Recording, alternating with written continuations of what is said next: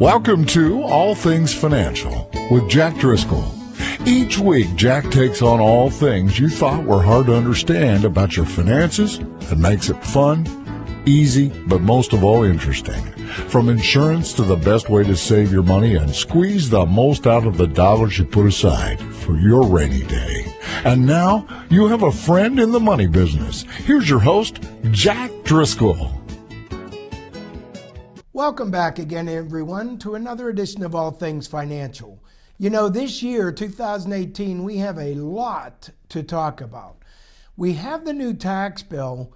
We have a lot of different things in the economy. We have the stock market going through wild gyrations. So there's a lot to talk about this year already. What I wanted to start with in this show, and probably over the next couple shows, is do a series on this new tax bill. The new tax bill that got proposed will affect us. Some of the provisions are temporary, some of the provisions are permanent.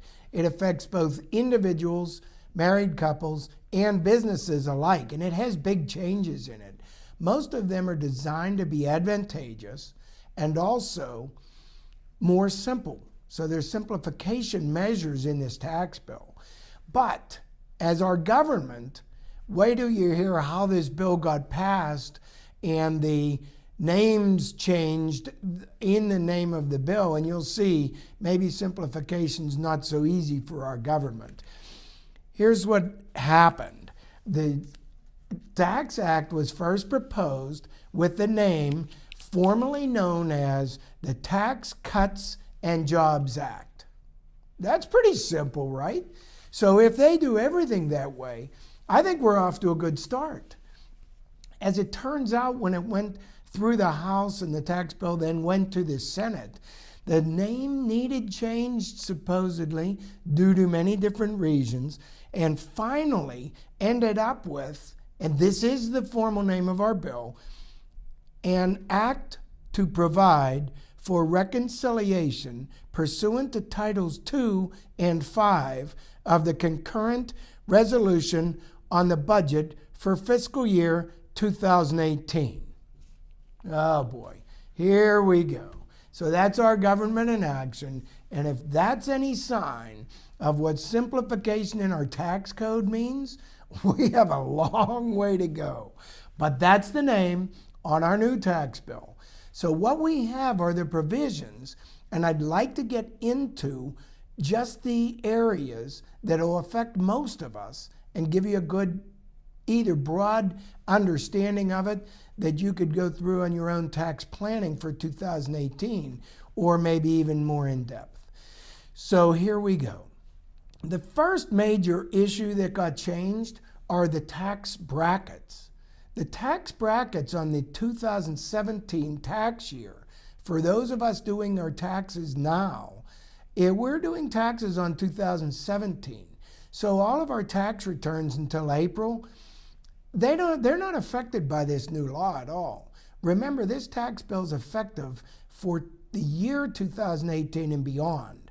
So everybody doing your taxes now, have no fear, everything's the same as it was, because we're retrospectively filing our taxes on what happened last year, 2017, and we file that report, our 1040s, in 2018. For those of us beginning January 1st, all of our activities and actions and finances in 2018 will be impacted. So here's the first major one. 7 tax brackets. We had 7 before. We still have 7 now. The change is, and by the way, they wanted simplification to go to 2 tax brackets and then 3 at the most. But we ended up with 7 again. Again, this simplification. But the tax brackets, almost everybody's bracket is slightly lower. 6 out of the 7 brackets are actually lower than under the 2017. So we used to have 10% and 15%. Now we have 10% and 12%, then 22% instead of 25, 24% instead of 28, 32%, 35, and 37% instead of 39.6. Although we do still have that Medicare 3.8% tax due to the ACA, the Health Care Act. So we still have some of all of those still to apply. But that's our basic tax change on our tax brackets. You'll see most people will fall a slightly reduced tax will be owed in 2018 than on 2017 for the same pays, the same income. So that should be a little bit of welcome news. Now, that's the basic core of this new tax bill. The second major change in the tax bill for 2018, the tax reform, are standard deductions and personal exemptions. What are standard deductions? Most people, 2017 and prior, had a choice of either taking a standard deduction on your tax return or itemizing your deductible expenses. So what we would all do as individuals, we would add up whatever our deductible expenses were that were allowed under the tax code. What were they? Medical expenses, we would keep track of through the year. Charitable donations, charitable contributions, donations to Goodwill, giving clothes to Goodwill, we would keep track of all of that and the values for those.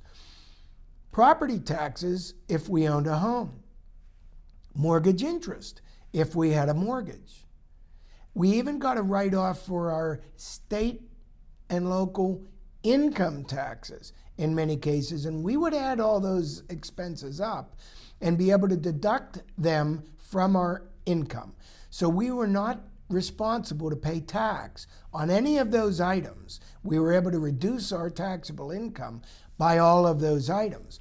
Or the government said, if you don't want to itemize and keep track of all that, we will give you an automatic amount that you can reduce your income by, because we assume some of those expenses are probably charitable donations or tax deductible expenses.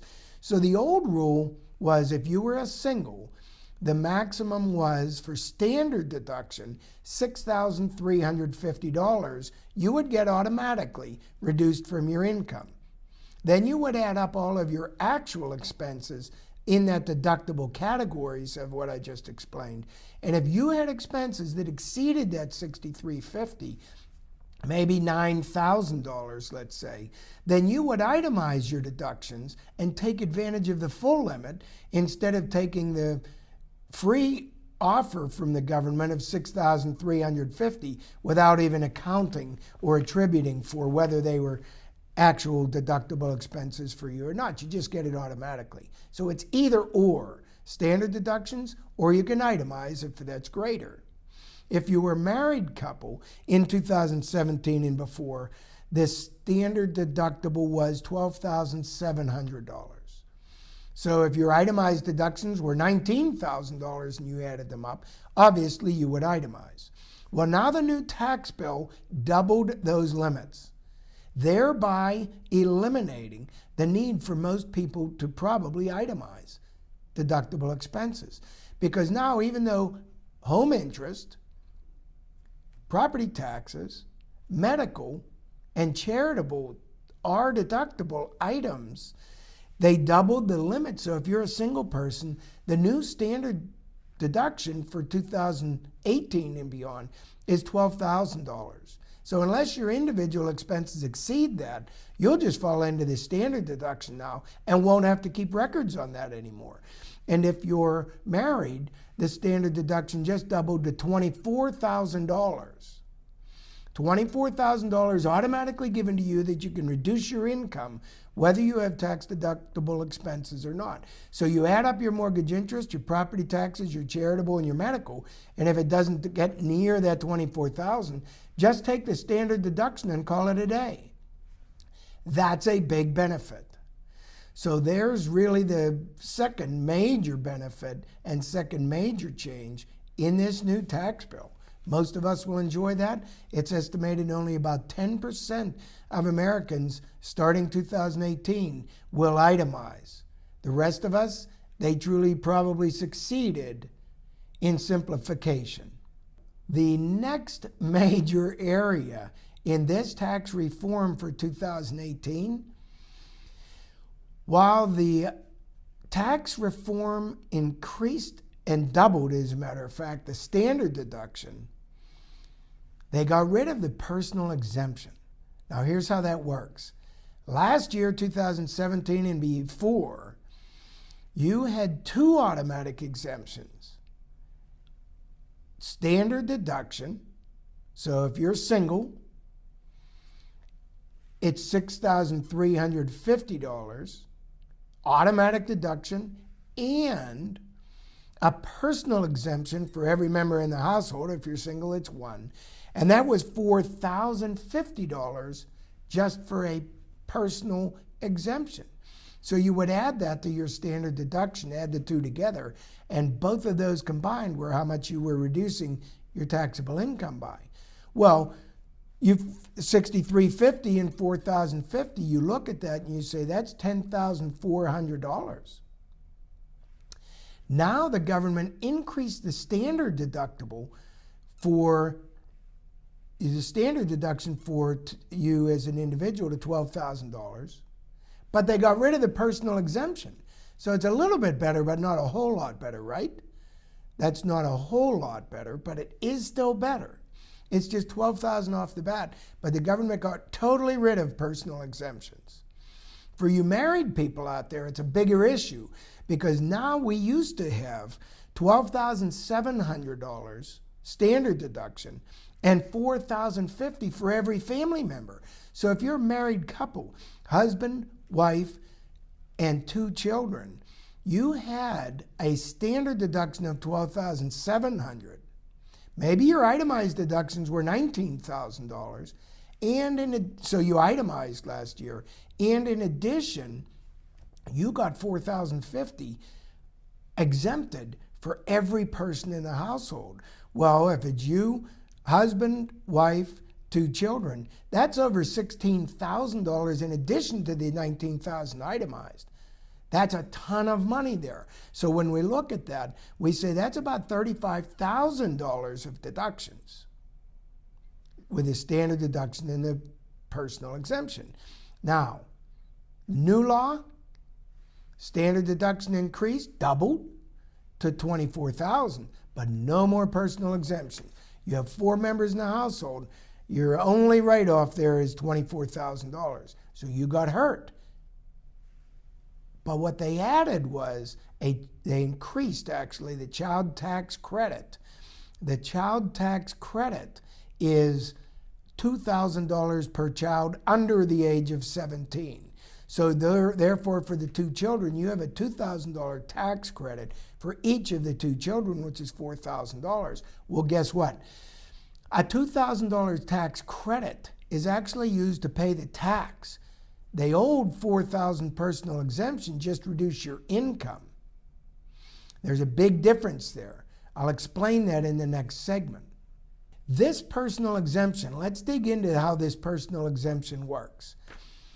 $4,050 personal exemption on 2017's tax return. If all of you pull out your tax return from either 2016 or 2017, on the second page you'll see standard deduction or itemized, and right below that you'll see personal exemptions, and you'll see a dollar amount there. That'll be $4,050 times however many people you have in your household. Let's say it's 4. So that's $16,200. That won't show at all on your 2018 return. There won't be any line for personal exemptions. They're gone. But your $16,000 that you got a personal exemption, you got to reduce your income, guess what? That's at your tax rate. The only amount of tax that you actually save, let's say you're in the 15% tax bracket, you're only saving 15% of that $16,000. So it's about a $2,000 to $2,200 tax savings. Now let's get into this new child tax credit. The child tax credit's increased to $2,000 per child under the age of 17. If you have 2 children, in my example, you get a $2,000 tax credit, so that puts you back to even, And you get another $2,000 tax credit, which is actually reducing your tax bill by $2,000, not your income. It's way better than that. You're actually reducing your tax bill. It's like the government wrote you a $2,000 check to pay your taxes with. So you'll end up okay. You get your $24,000 standard deduction, or you're itemized. You could still itemize if those expenses exceed that. And you're able to use the child tax credit. Now, in these itemized deductions, when I say you'll be able to itemize if you exceed that, in my next segment, I'm going to share with you some limitations on those itemized deductions, which is why most people will probably just be doing standard. All right, let's look into this. There are some limitations, and when we get into this SALT provisions, S-A-L-T, state and local taxes are maximized at $10,000. What they did was it has a cap, and the state and local taxes include property taxes, state refunds, and things like that. So now we look at this where we were able to itemize property taxes, unlimited amounts, even on very expensive homes. That now is capped. We're only allowed to take, and it's called SALT. It's referred to as SALT, S-A-L-T, state and local tax deduction. For people who itemize, it's a $10,000 cap. So the problem is especially sales tax and property taxes. So if you have property taxes of $18,000 property taxes, you're only able to deduct up to $10,000 now from now on if you're itemizing. So that's going to actually curtail a lot of people who could exceed that $24,000 limit if you're married and pull that back down to where we're forced to take a standard deduction. So there's a little bit of a limitation there. We do have the child tax credit, like I said, under age 17, but there's a new tax credit for non-child dependents. What's a non-child dependent? That's someone that might be an elderly parent that's living with us, and they're a dependent. So we asked mom or dad to come on in, live with us. We'll support them or have them live with us, and we get to take a $500 now. It's a temporary credit for non-child dependents. And that's, again, a temporary tax credit. So that's good news. That's $500, like a check to help pay your taxes with. That equates to probably a $2,000 or $3,000 deduction or write-off would be necessary to be able to generate a $500 tax credit. That's a tax reduction. So that's pretty good. That's very good. That's also a number of people supported for the children over age 17. Now, the ones who could get hurt here are the ones that married couples with 3 kids over age 17. Maybe all 3 kids are in college even to further compound matters, and they lose that $2,000 tax credit. They get $500, but when you have 3 kids in college all at the same time, not much will help you so much there. So that's one group that may end up paying more tax than they were paying under the prior bills, where most families, most seniors, and most individuals looks like they might be paying less taxes as a result of all of this new tax law than they were before, even though they're taking a standard deduction. All right, anyone who was subject to the alternative minimum tax, there's very little, because they expanded the limits in the income, where many people who were subject to the alternative minimum tax prior to 2018 will not be now. The exemption's been raised on the alternative minimum tax to $70,300 for singles and $109,400 for married couples. So that helps some there, I think. And the mortgage interest deduction is another deduction that we use, but it's also been lowered. Now, it won't affect a lot of us, but it will affect some of us. The mortgage interest deduction, the way it works is this. Anyone right now who owns a home, this limit will not apply.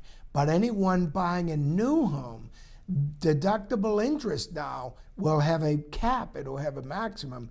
You'll only be able to deduct the first $750,000 of your mortgage debt. That's down from $1 million.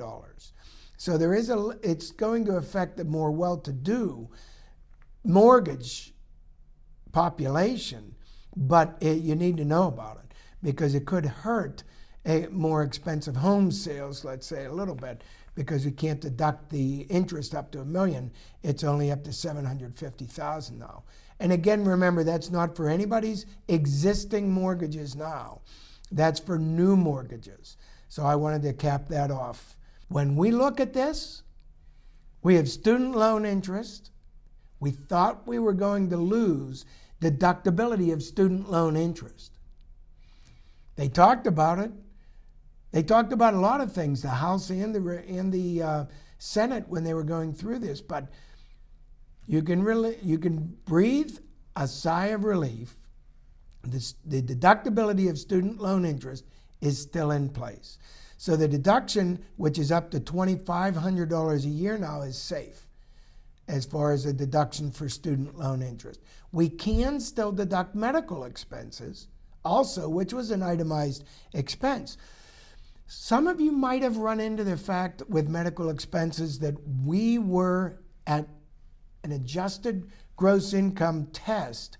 7.5% of your adjusted gross income was a test if you could deduct your medical expenses. What that meant was you take your adjusted gross income and the first whatever 7.5% of that is, then you write that number down. So if you have $100,000 adjusted gross income, just for easy math, then you could not deduct the first 7.5% of your medical payments. So let's say you had $20,000 worth of medical bills. You could not deduct $7,500 of it. But everything over that you could. That's what that means. Well, the last year and two, the IRS code had changed and said you now must meet a 10% of your adjusted gross income medical expenses before you could start deducting them, which is in essence a tax increase because of being able to deduct less of your medical expenses.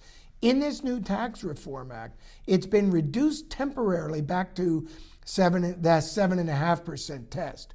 So enjoy it while it's here because it won't be here long. But right now, you only have to exempt the first 7.5% of your adjusted gross income for medical expenses.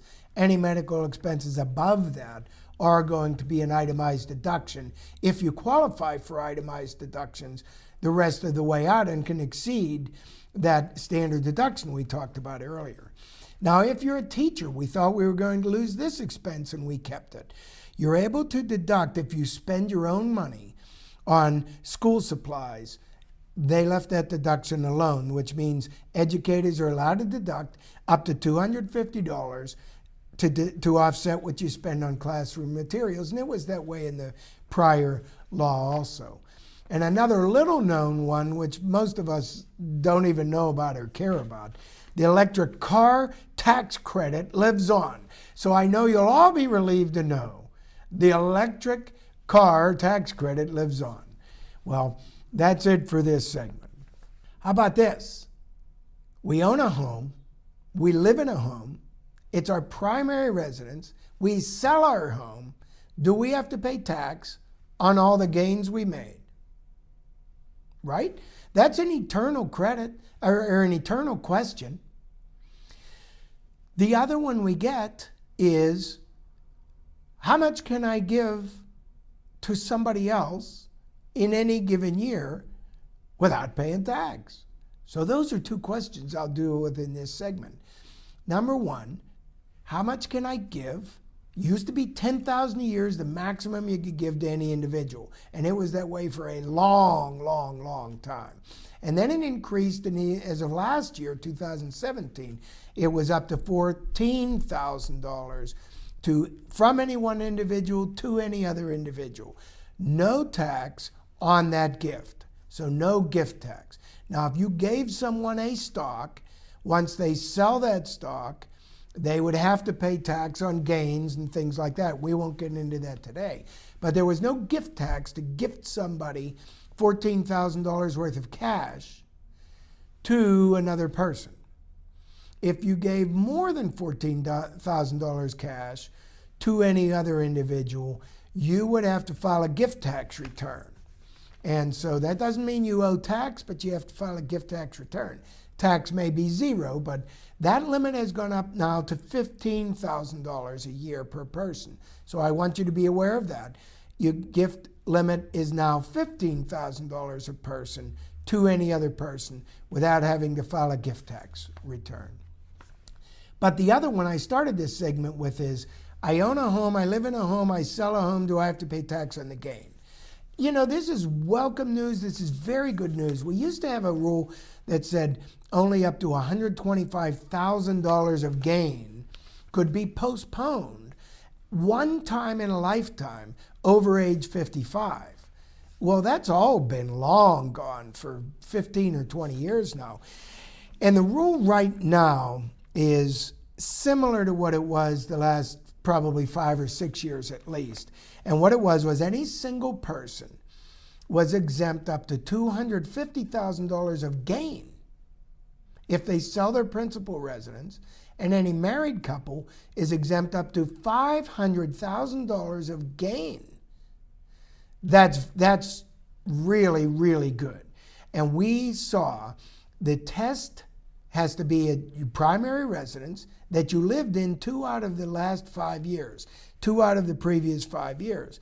So what a great benefit that is. And a lot of people somewhat exploit that by saying, okay, fine, I'm going to move every 5 years or whatever and do it over and over and over again. Not many people would think like that, of course, but that's how the rule reads. So you're pretty much in the clear on if you sell a primary residence. That tax benefit is still in this law. It's still in the new one. So they kept a lot of good stuff in here, and it's very good. I'll hit one more strategy on this new tax bill. It's called the 529 plan, which we had before. So you'll say, Jack, why are you calling that a new strategy? Everybody knows about that. A 529 plan is a fund that's set up that allows us to contribute money on behalf of future education for a future potential student. We set aside money for college for kids, and when they go to college, they can redeem those funds, or the parents can, on behalf of paying the student expenses for college, qualifying expenses, tuition and things like that, to a qualified institution for college, and exempt all the taxes on the gains in that fund. Are tax exempt. So it was tax-free, all the gains, if the funds were used for college. So where's the new strategy, Jack? So what? 529 plans are still preserved, which, by the way, we thought they were at risk. So don't sneer at that too much. We thought we might lose it. But no, lo and behold, the benefits actually got expanded. And guess what? 529 plans now don't only have to be used for college expenses. Now up to $10,000 can be distributed annually every year. Get this, for public, private, or religious elementary or secondary school. Come on, folks. We've been talking about this one for a long time. Why can't we use that for private elementary schools? It's here. So we have an opportunity there. The 529 plans have been expanded. The benefits can now be used for a lot of education expenses from elementary up if you qualify. So look at more details on that one, but it will affect a lot of us. Another welcome relief on this new Tax Reform Act. All right, we're out of time for today. I appreciate your tuning in to another edition of All Things Financial. I'll be back again next week with more on this tax bill and strategies to best take advantage of it that you can implement in your own lives. Thanks again. Be back again next week.